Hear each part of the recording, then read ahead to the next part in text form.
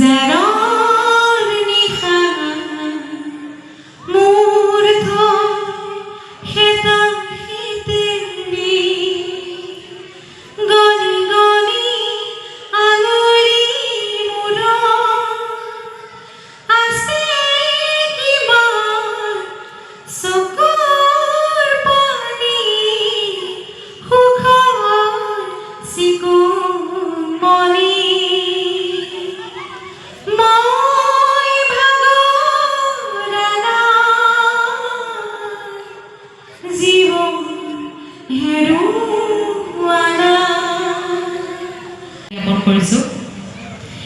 আচলতে এইবাৰ বিহুটো অলপ সুকীয়া, সেইটো সকলোৱে জানে।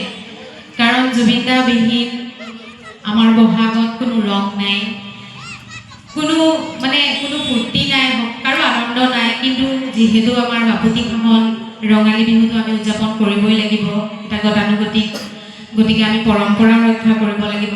সেয়েহে জুবিনদাক মঞ্চত ৰাখি আমি এই অনুষ্ঠানবোৰ অনুষ্ঠিত কৰিছোঁ। অসমৰ বিভিন্ন ঠাইত অনুষ্ঠিত কৰাৰ দৰে আমাৰ কপৌফুল ৰঙালী বিহু উৎসৱ উদযাপন সমিতিয়েও আয়োজন কৰিছে এদিনীয়া কাৰ্যসূচীৰে।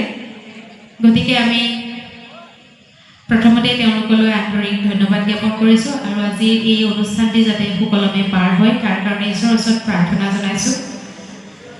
জুবিনদাক পাহৰাটো অত্যন্ত কঠিন আৰু এইটো আমাৰ জীৱিত কালত কেতিয়াও সম্ভৱ নহয়। গতিকে জুবিনদাক স্মৰণ কৰিয়েই আমি অনুষ্ঠানবোৰ আৰম্ভ কৰিব লাগিব। সকলোৱে শ্ৰদ্ধাঞ্জলি জ্ঞাপন কৰিয়েই অনুষ্ঠানবোৰ আৰম্ভ কৰিছে। আজি ইয়াতো হয়তো তেনেকৈ ব্যতিক্ৰম নহ'ব। আৰু মোৰ অৱশ্যে কথা কোৱাৰ ঠিক তেনেকৈ অভ্যাস নাই,